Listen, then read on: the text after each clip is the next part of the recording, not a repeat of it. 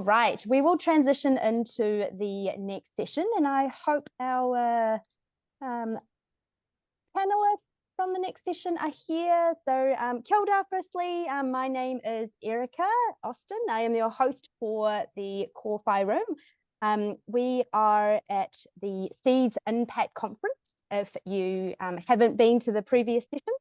And the next session will be a kōrero around enterprise for good. So if you are a panelist, please make sure that you turn on your video. We are fortunate to be hearing from amazing humans. So we've got James Stewart, who will be our moderator, Sasha Lockley, just taking a moment here to acknowledge that this is her second session as a speaker today. And Geoff White, great to see you here after a few years, and Bridget Williams. I am wearing my Bead and Proceed necklace over here. This is the last time slot of the program. For our sort of content-based sessions. I will put the program back into the chat because we will have an official closing in the Cody room at 4:15 p.m. Now, James, over to you. Kia ora.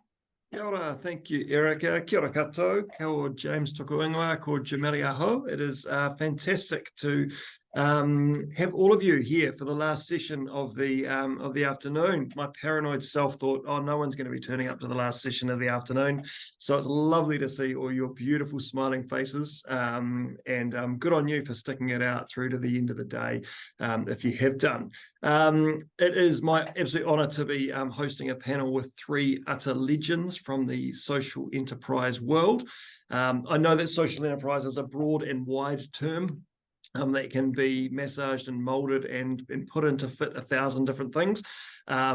Today, I guess the worldview that I'm bringing to the table around social enterprise is an organisation that exists to address issues of social justice in our communities. There are so many thousands of amazing businesses out there that are running their businesses really well and looking after their teams and building capacity and honouring them as they do really good stuff in their communities. But these three businesses that I'm talking about today have chosen to pick up a vigorous mantle of challenging some of the social injustices that are out there. And we've got three very different enterprises that are challenging three different constructs in our community. So it's an area that's really dear to my heart. Jameli is an entity that exists in a similar vein to deliberately and directly tackle some of the injustices in our communities. So with that said, it is my pleasure, as Erica alluded to introduce Bridget Williams, Sasha Lockley and Geoff to the panel. I wonder if we could kick off with Geoff. Could you give us an introduction into you and your background and that of Trade Aid? Give us a 2-minute summary on the amazing work that you guys do. All right, kia ora, James and others. My background, I actually trained to be a teacher, but stopped halfway through when I realised children were involved and I'd have to be in a room with them all day. So I quickly turned to something easier, which was sales, or I thought it would be. And I did that in the outdoor industry for about 15 years. Oh, no, sorry, about 10 years. Before I set up my own business, manufacturing wetsuits, actually, here in Christchurch, set up Seventh Wave Wetsuits with a partner and was in that for about 14 years. During that time, I got involved in the Buy New Zealand Made campaign and led a government action group looking at the outdoors industry and what it meant to be made in New Zealand or made offshore. And through that, I got interested in international trade rules and how they applied and how a country like New Zealand, which had limited manufacturing space, and at that time, Icebreaker just joined our group and was setting up and said, the manufacturing capability in New Zealand is not enough for where we're going to. We have to make offshore. So it's an interesting thing that led me down that path into international trade rules. And after a time, I sold out of my business to my business partner, was looking for something new, and Trade Aid came up, and that sort of was the perfect match for me, looking as they look to bring justice into international trade. So that's kind of me. Trade Aid. Most people are kind of familiar with it. I think the thing most know about is our shops. We have 24 shops around the country. but that is actually now a very small part of our business. It's less than a quarter of our business. We have about 5 businesses in one. We obviously have those stores. We have a packaged food business that we sell to organic retailers and supermarkets. We have a bulk food where we're selling to a lot of manufacturers, and sugar and cocoa is the main 2 products in there. We do wholesale craft sales to a lot of homeware stores now, and we import products on their behalf. But by far the biggest part of our business is coffee. So the last report I had, we brought in 1,800 tons of coffee into New Zealand. So that's about 20% of the total New Zealand specialty market. So that's everything but instant. So we've got a strong hold on there, and we supply most of the big coffee roasters that you can think of. So the 2 biggest supermarket brands are actually sourced through us. So that's pretty big. And our most recent thing is we started a chocolate factory down here in Christchurch, Sweet Justice Chocolate Factory. So we make retail products, but we also do some contract manufacturing, and we're just moving into bulk products for the chocolate industry, and especially around artisanal bakers and that sort of thing. The other big part to it is we do education. So we have a big education resource, and we do a lot of campaigning. The most recent one being around the Modern Slavery Act that we've been working through, and I've been on the an advisory group for the ministry to push that through there. So we've been going 15 years this year, and we've just had 300 cumulative sales of 300 million, which we're kind of rather pleased about. But the biggest impact that we've got is not what we sell, but what we buy. Quite different to any other business, and we've hit $170 million in purchasing from overseas, and we're adding about $15 million a year now in orders going directly to small farmers and producers overseas. So our big thing is change. We want to bring change. So we want to bring change to trade, international trade. We want to bring change to people's perceptions about international trade and about supply chains, so to the public. And we want to bring change to people's behavior of what they buy to really become conscious consumers. So that's our mission. That is amazing. That is so good. $300 million is a fantastically large number. And like you said, even more important is the 170 million that's gone back to make a difference in families and their communities. So incredible mahi, Geoff, and can't wait to delve into that in a bit more detail in a bit more time. I'd love to hand to the powerhouse that is Bridget Williams to let her introduce herself and the force that is Bead Proceed. Kia ora, James. Tēnā koutou katoa ko Bridget toka ingoa no te tahi aho. He kai mahi aho iti kamupene o Bead Proceed e mihi mai oha kia koutou katoa. So kia ora, everyone. My name is Bridget Williams. I'm from Ōtautahi, Christchurch. And my background is I'm a recovering solicitor. I don't think you can even fully be recovered, so I say recovering solicitor.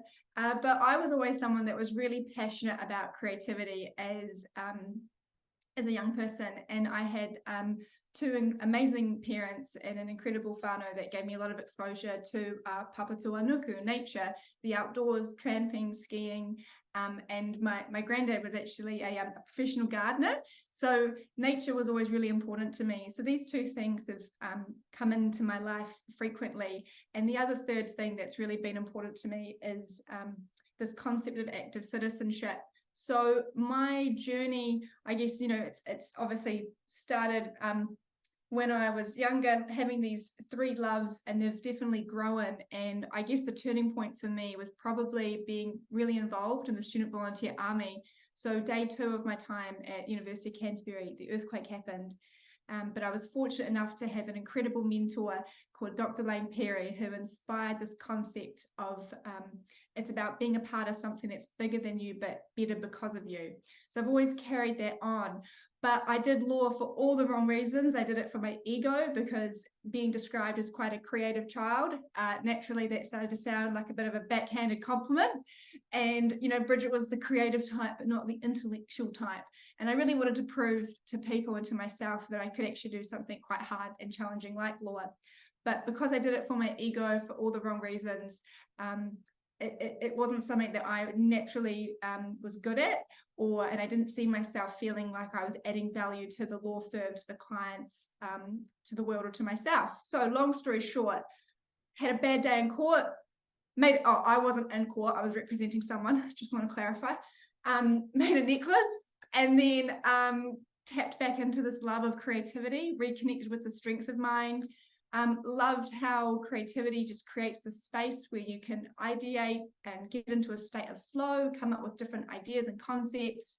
Discovered the 17 UN Sustainable Development Goals, and then had a light bulb moment where, what if we could bring people together to each make and paint a 5-beaded necklace or keyring in the colours of the top 5 Sustainable Development Goals that you personally feel called to action? And that's how Bead and Proceed was born. So I took off my high court gown, put on this necklace. It does come off occasionally. And yeah, Bead and Proceed was founded. So Bead and Proceed is a social enterprise. We exist to educate people on the 17 UN Sustainable Development Goals and inspire action towards them through creativity.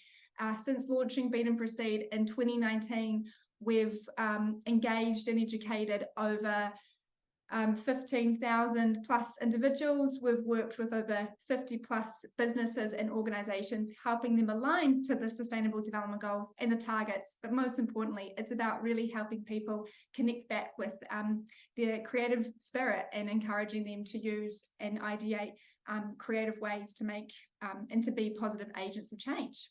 So that's Bead and Proceed. Amazing. Thank you, Bridget. It's phenomenal to hear of, I guess, the amazing impact that you're making in individual organisations and infecting those people to go out and be agents of change, because it's not something you can really let go of once you've grabbed hold of it. So I can't wait to unpack that a bit more. And now the third person on our amazing panel who I'd love to introduce herself and give a bit of an intro into Money Sweetspot is Sasha Lockley. Now, conflict of interest declared. I am on her board, so can't let that go without saying, especially because my board chair is also sitting in on this session, and he would be declaring that. Hand it to you, Mr. Shaw. Hand over to you, Sasha. Kia ora koutou. Nice to see you all from sunny Auckland today. So I am originally from a little town called Stafford in the middle of the UK. It's the sort of town that you get born in the village, you marry in the village, you get one job in the village, and you hope to goodness that you never lose that job in the village. But I am a recovering accountant, Bridget. I'm an accountant that doesn't like numbers. But I became an accountant because in the village, that's how you would become rich, allegedly. What I've come to realise is that you help rich people to manage their money when you're an accountant, but that's by the by. So back in March 2020, after living here for 16 years, I decided that it would be a great time to leave a well-paying executive job in financial services for one of the big finance companies here. Great time to leave a job when COVID hits. But the reason I did that is that I realised that I have some fundamental core beliefs that I could no longer tolerate being challenged from within an existing system of financial services. So I believe that people are good and that bad things can happen to any of us. And I believe that the financial services system specifically judges people for what life inherently is, which is unpredictable. So when I left the job, I thought I need to find a place where people can move through debt rather than be defined by it, where we can bring the human back to the centre and harness the inherent power of empathy that we have as humans. And that's where Money Sweetspot was born. So we had a bit of a challenge setting that up as a social enterprise, but I'll talk about that a little bit later probably. Money Sweetspot is a place that does one thing really well. It helps people out of debt and on with life. By engaging in financial education, people get out of debt quicker, and by staying on track with their financial reset, our customers get to donate to causes they care about. Kia ora. That's awesome. Thank you, Sasha. It's such an amazing story to hear again. I'd love to unpack a bit about that, because you mentioned easier in there, and I think it would be, anyone who started up their own business or has worked in something on the fringes of mainstream corporate enterprise knows that, this social enterprise gig isn't easy. Otherwise, everyone would have been doing it already. Bridget, you could have chosen to be just an incredible team builder, motivational speaker, going and talking to corporates and bringing teams together and unpacking their purpose and things like that to get them humming. Geoff, you could be an importer, of great gift products, but trying to push down the prices that you're paying to local communities as far as you can to maximize your profits, and setting up a chocolate factory to sell chocolate for as much as you can. Sasha, you could have gone, or you have worked for a lovely finance company, helping people consolidate their debt into easy to manage pieces. But you've all three of you have chosen to do that with an extra, I'm not even going to say layer of icing on the cake, because it's actually the whole cake, which is different for all three of you. And we've heard, about the why of why you do things. But I'd love you guys to spend a couple more minutes unpacking that journey, why you weren't satisfied just by being an amazing employee in an amazing organization, or an amazing employer in an amazing organization, but actually taking on something difficult and different and challenging, and restoring of communities and livelihoods and things like that. So picking a number on the screen, Geoff, do you want to kick off with that one and talk us why you chose this, no doubt far more complicated journey? Yes, is that all right? I think it came about, I had a moment, and I, so I said before, I was in manufacturing. I visited my suppliers in Japan. And on the way back, I'd been contacted all the time by a Taiwanese company that said, hey, we can make your products cheaper. Why are you manufacturing, got your own manufacturing unit, we can make them cheaper. And so I thought, I'll stop in and see them on the way back, So I flew into Taiwan, landed there at night. Someone picked me up, drove me. I don't even know where, but it was about 2 hours in the dark. Arrived at this place. It was a big block walls. There was the armed guards on the gate. They opened up. We drove in, let me off in this house, and it was the owner's house. And they said, there's no hotel in this town. You're staying with the owner. So went in, and beautiful house. I was so impressed, and this beautiful food they put on the table. Went up to bed. It was 4 stories high. I was on the top floor, and big. This is about the year 2000. Huge big screen TV and 150 channels, pressed the hell out of me. And anyway, I woke up in the morning and I pulled the curtains back, and there was a balcony, and I stood out there and I looked down, and there was this, it was like a boutique hotel. There was this beautiful swimming pool, crystal clear water, beautiful gardens and grass, and there was a 9-hole putting course around it. And then there was this 10-foot high block wall, razor wire on the top, and then beyond that it was just a slum. And it was just houses made of timber and tin and mainly plastic. And I just stood there and was quite shocked. And I just had this feeling, I thought, I'm on the wrong side of this wall. I don't belong here, I belong on the other side. And that was a real moment for me. And I didn't realize it till I looked back, actually, but I came back to New Zealand, and suddenly the business I was in, my own business, and it was, making money, and just didn't feel like it was delivering to me, and so I sold out to my partner and sat around for a bit, not wondering what to do. And my wife saw this job here at Trade 8 advertised and said, I found you the perfect job for you. And that's what it was. So looking back, it was that moment that changed it and said, I want to do something different. That's awesome, Geoff. That's such a cool, powerful story. And I love that line of, I'm on the wrong side of the fence. I think that's such a powerful statement that, probably everyone on this call can visualize where they want to be standing and where they are standing, or where they could be standing. And I guess there's different areas where we can stand in every area of our life. And it's a good question to ask at those big light bulb moment times in our life, but it's also a great question to ask constantly throughout our days and weeks as well.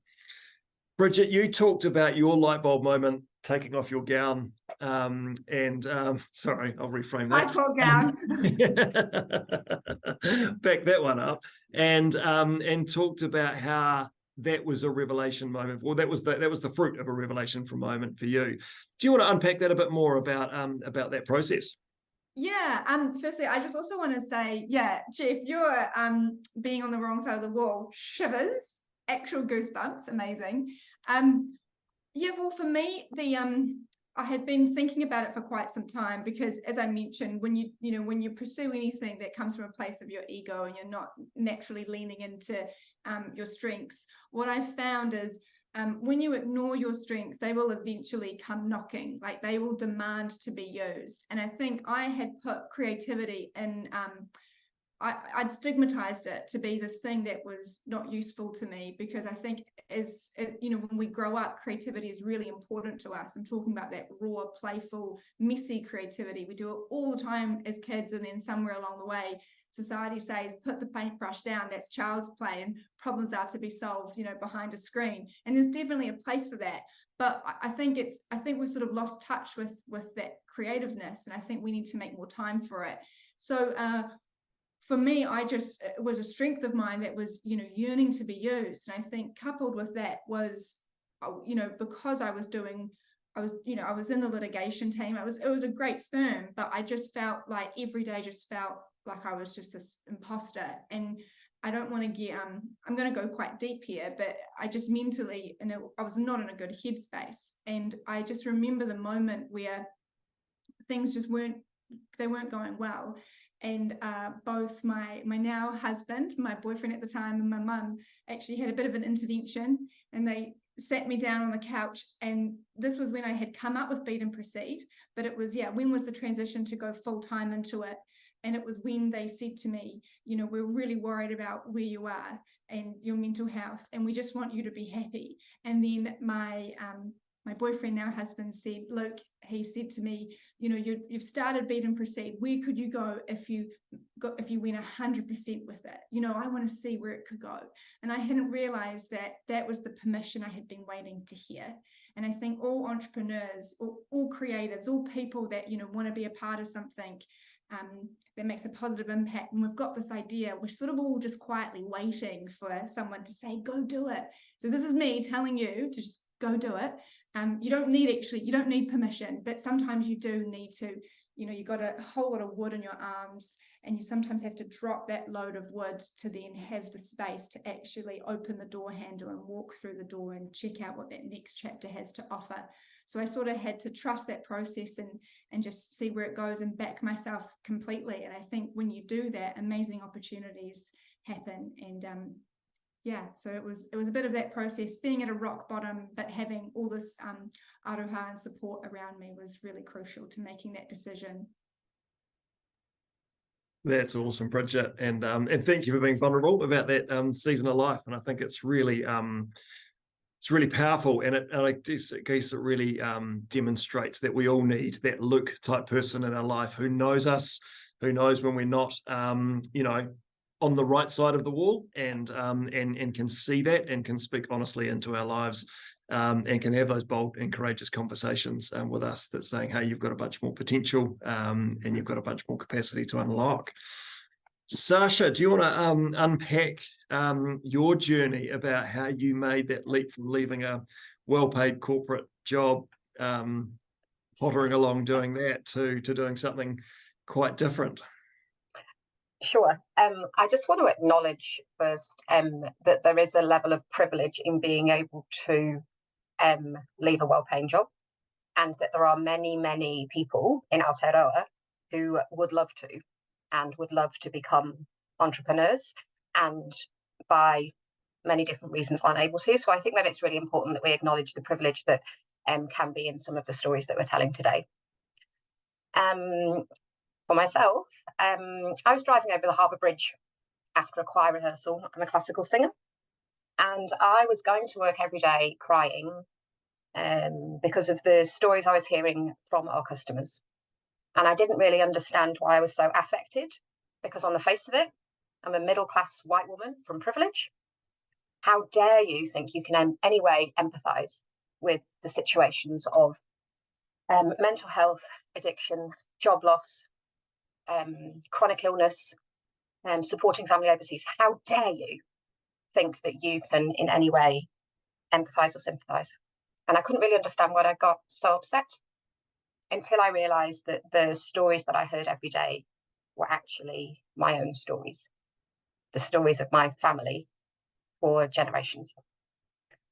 My dad had a business that went bankrupt because my granddad died unexpectedly, and we had a dairy farm, needed to milk the cows. And when I was here in New Zealand, my mum passed away an alcoholic, but she's an amazing person. And I had my own nervous breakdown at 29 when I was a forensic accountant with the Serious Fraud Office. Great place to lose your marbles, that is.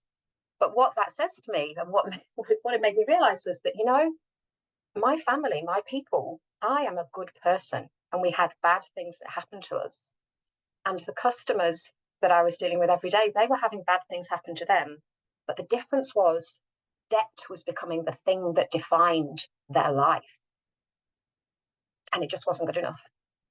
So that's why I knew I had to do something about it. It was a convergence of worlds, and I had no other choice. And it scared the bejesus out of me, particularly because, you know, I'm from a small town where we never really had any money, and I was the prodigal person that had a career. So walking away from a career, my family thought I was crazy, and they probably still do.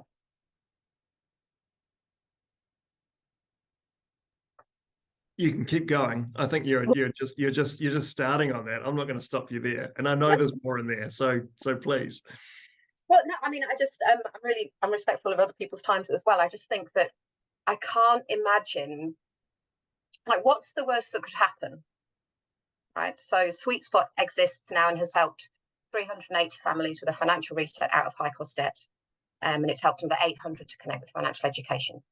And we are showing that you can be a sustainable finance organisation without charging high interest, high cost, and that people can, through the power of empathy and listening, people can move through and not feel not feel the shame of debt, and acknowledge that there are circumstances that we can move through. And oh my goodness, I'm so glad we did. I'm so glad we did. And I hope we get lots of people copying us. Wouldn't that be great if the entire financial system copied us? Stop judging people for when bad things happen to them. Don't load them up with fees if they can't pay a loan. Like, it's just a little bit silly. So I hope that Sweetspot's a movement. It's not about us being the biggest, about having the most customers. It's about us losing customers as fast as possible so that people are getting out and on with their lives. That's awesome, Sasha. Very, very powerful stuff. And I think it sort of just comes to the crux of what it's all about, right? When you're trying to build your 4-story house with your 9-hole putting green, you don't want to collaborate with people. You want to build your empire, because collaborating with others and seeing a movement across an organisation or across a society is going to take away some of the holes on your putting green, right? But you might shot horror be left with a 7-hole putting green because that's all you can afford, and that would be abhorrent. So I think it's a different mindset that sits in the collaboration space across social enterprises. I'd love for each of you guys to, I guess, share some of the advice that you've learned along your journey of starting up and running a social enterprise. Because I know that there are people on this call right now who have probably got ideas brimming. They might have a startup side hustle that is ticking along across to the side. And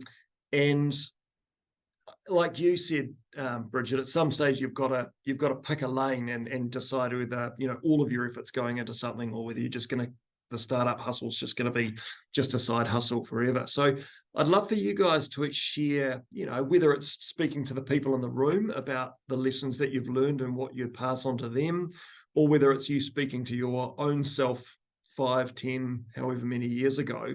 What advice would you give that younger version of yourself who hadn't taken that leap? Or what advice would you give to people in the room who are potentially considering such a leap, or passing on to others in their circle? Maybe the people in this call are the Lukes of their worlds, and there's other people around them that are, you know, have got that potential. So Bridget, speaking of Luke, why don't we kick off with you? Yeah, of course. Well, I should probably also say and talk, I'm happy definitely want to answer that question. And I also just want to explain a little bit around what like the social enterprise elements of Bead and Proceed as well. I realize I haven't quite articulated that because we don't just make that, we're not a necklace making business. That's not what we do. So there's a few ways with the social enterprise model of Bead and Proceed. So one is obviously we're wanting to encourage people to understand the 17 Sustainable Development Goals and give them direction to choose the goals that they personally feel called to action. So it's about empowering people to take action towards what they care about sustainably. And then I want to just acknowledge Geoff, because trade aid was a huge part of the social enterprise model that we do, which was we work with a beautiful group of artisans called Silence, who are located in Calcutta, India, that are World Fair Trade certified, that give quality and safe employment to artists who have hearing, speaking, or physical disabilities. And the beautiful thing about Silence is they give financial wraparound service to those families as well. And the kits are made from recycled paper and the beads from recycled wooden pallets. And then we partner with the Natural Paint Company, which is an eco-friendly paint company located here in Otatahi, Christchurch, and for every square metre of paint painted, they save a square metre of Amazon rainforest. So we also have a one-for-one model. So that's a big part of the social enterprise element too. For every kit purchase, another is donated to either a school or a deserving community organisation. So I think I wanted to just explain that context there, because I think there's been some lessons that I've learned through that process. And one in particular is if you don't ask, you don't get. So finding a paint partner, we discovered the Natural Paint Company and we thought they looked so flash and so fancy. And I remember thinking, like, how are we going to talk and take action towards the SDGs with Bead and Proceed if we don't walk the SDG talk? So it's really important that we find ethically and sustainable products to be part of Bead and Proceed's model. And I remember just being like, what will the Natural Paint Company take us on? Would they be keen to partner? And I remember calling them up one day, just a cold call. I just blurted on the phone what we do. And James, who's one of the founders, was like, that sounds awesome. We'd love to support you. So I think that was a lesson in itself, which is, don't be afraid to just simply ask. And again, the connection with the kits being made through Trade Aid, that was through a wonderful friend named Regan Keane, who was on the board of Trade Aid. So connections were made there. So I think sometimes it's really just about asking and seeing where it goes. But I think for me personally, if you're just starting this journey or you've got an idea or you want to make some impact and you want to be working in the area of enterprise, I'm going to be a bit controversial here, because sometimes I think people say it's all about the problem. What are you trying to fix? What's the problem? And I guess for me, the problem was I was so incredibly unhappy and I wasn't being true to myself. And so I tapped back into my strengths, which was connecting back with my creativity and my passion for sustainability. So it started with my strengths and my passion. And then I sort of found the problem when I was flipping through the magazine Peppermint, and I came across the Sustainable Development Goals back in 2016. And I couldn't believe this was the first time I was learning about the framework. And it was, I wanted to raise awareness about it. So sometimes we can get quite, I think we definitely need to address a problem for sure. But also sometimes I think it's okay to actually start with understanding who you are and what your strengths and passions are, following your curiosity. And once that's refined, actually seeing how you could turn that into good. And that's where you can find the problem. So that's my advice. Not saying I don't know all the answers, but that's sort of how I started. And yeah. That is amazing, Bridget, and there's so much goodness to unpack in there. I think it's a whole podcast on that very topic there, and it is amazing when you take a strengths-based approach, whether it's your own strengths or whether you're partnering, mentoring with someone, and you focus on where they are strong, not where they are weak. It's incredible to see, I guess, what gets attracted to that, what doors just open. So you're not necessarily knocking on doors trying to find stuff. You're swimming in your lane, you're going down the river, and it's amazing what things cross your path when you cross your path when you're working in the areas that you are passionate about and talented and gifted in. It's amazing to see what pops up there. Geoff, can you unpack for us a bit, a bit of advice that you'd give to your younger self, or to someone who's contemplating, working in the social justice space, in the social enterprise space, or to people that are Luke's on the call who might be wanting to encourage those around them? Yeah, I've thought a lot about this. I think what I've learned through my time at Trade Aid, 21 years here in this role, is that I was going to say poverty is structural, but oppression is structural. And that's whether it be financial, whether it be social, whether it be environmental, it's structural, and it exists because it benefits someone. So if you're going to be a force for good, you actually have to break that down. You have to offer an alternative that in a way that's not than it's currently working. And there's Audre Lorde, who's a US civil rights campaigner, has this wonderful quote that says, "The master's tools will never dismantle the master's house." And you got to live by that. And it's absolutely true. You can't change doing things the same way as the people that are oppressing people are doing it, So that'd be the number one thing. If you're going to come up with something, do it differently. That takes it away from the problem. And the other thing I think is, and it's a fantastic person I once met, a very, very insightful person in Bangladesh, who runs the largest NGO in the world at almost 800 million turnover. And I asked him, "Did you ever think you'd be this big?" And he said, "I need to be as big as the problem is." And I think that's it. If you're going to be a social enterprise, how big is the problem you're trying to solve? That's how big you have to be. And so for me to have impact, I think scale is really important. I think you've got to look at your business and say, can I scale it? One of the problems I see in social enterprises, a lot of them are too small. They haven't thought beyond themselves, beyond their involvement. How do you get other people involved? How do you grow it? And there's various ways to do that.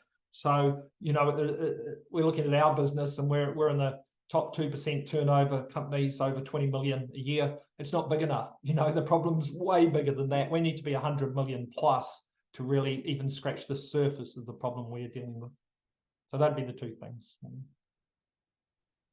That's amazing. And as Sasha said in the chat, that quote has definitely resonated from me since we grabbed coffee a few weeks back, Geoff, around the master's tools will not dismantle the master's house.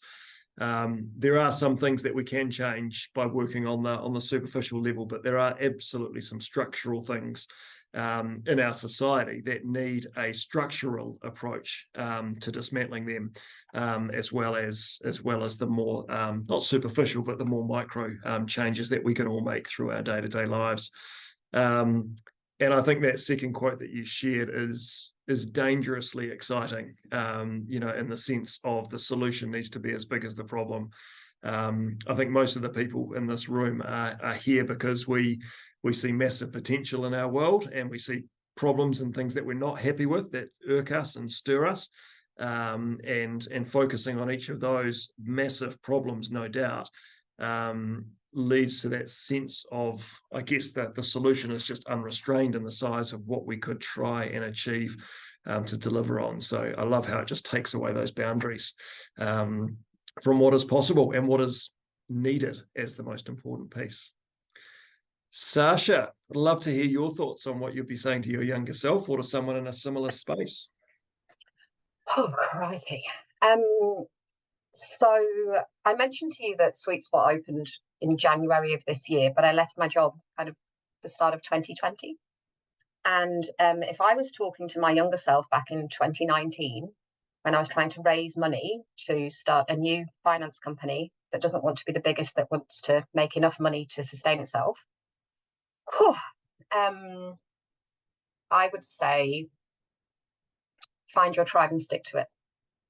Because on reflection, I spent a lot of time and energy trying to convince people who were attached to the system that it is, trying to influence them rather than energy in finding the tribe to flow into the concept of Sweetspot.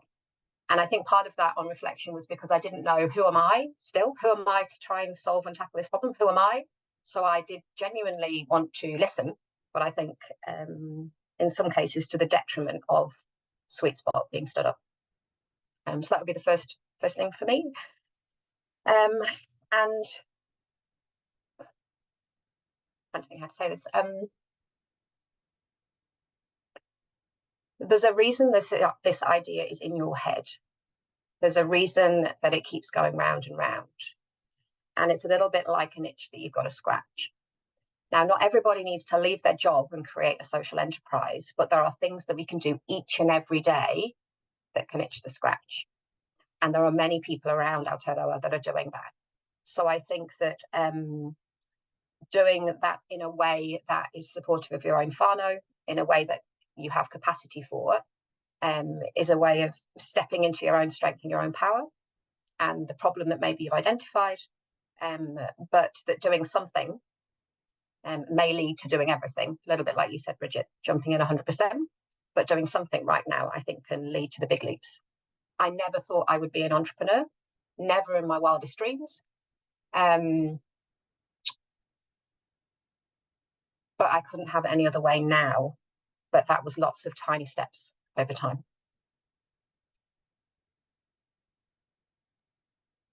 Awesome. We've got time for one more little bit of inspiration that Sasha would give to her 20-year-old self. And I don't think I've ever needed to give you more time to talk, Sasha, because you're so insanely passionate. So you've been far shorter than Geoff in the last one. I can give you one. You are not the cash in your pocket. Your value is way more than the circumstance you find yourself in. Your history doesn't define your future, and you can imagine something different. That's what I tell my 20-year-old self. I tried to be an accountant because my family wanted me to be rich. I hate bloody numbers. I walk around, Bridget, with colouring crayons and an A3 pad. I'm as creative as anything, but I try to fit in a box. And I did drop out of uni and all of those good things because I was trying to fit a box I had no business being in. So harnessing that creativity for me was the biggest difference. And if I'd listened to that as my 20-year-old self, James, perhaps at 29, I wouldn't have had that nervous breakdown. That's very cool. That's very powerful. Kirsty O'Hara has put a question in there, leaving it up to Geoff, Sasha, or Bridget to answer if you wish. How do you manage the fear of growing faster than you're ready for? Any one of you guys can pick that up in the 60 seconds we've got left. I've got a really great crew. Right, so we're at this, like, Sweetspot is the thing, there's a sweet spot, but oh my goodness, the connection that we have with people and community, it's like a shared fear that doesn't feel overwhelming. It will be the size it needs to be, a little bit like Geoff said. So how do I manage it? Keep talking to the people that support us, because then it doesn't become fear, it gives energy for action. Very cool. Geoff, have you got a final thought on that note? Yeah, I would have said, I think what's really powerful is having a board or a group of advisors that you regularly meet with, because they'll see through that fear, you know, and sometimes that fear is what limits you, you know, and it's a false fear often. Very cool. Trusted advisors, yeah. Very cool. Brilliant. On that note, I'm going to hand back to our lovely MC, Erica. I really want to thank Geoff, Sasha, and Bridget for giving up your time and your amazing heart and sharing all of your incredible experiences. You guys are incredible. So thank you so much. You're all fantastic humans doing fantastic mahi. And yeah, it's great to hear more about what drives you, your why, and your what's. Go well, everybody. Kia ora. Thank you, James, Geoff, Bridget, and Sasha, and to everyone that's tuned in to various different sessions today. And that's a wrap for this room. My name is Erica Austin, and it's been a pleasure hosting the Kowhai room this afternoon. Please transition yourself to Cody for our official closing. I did pop into the chat the program. If you don't have that in hand, I will do it once more.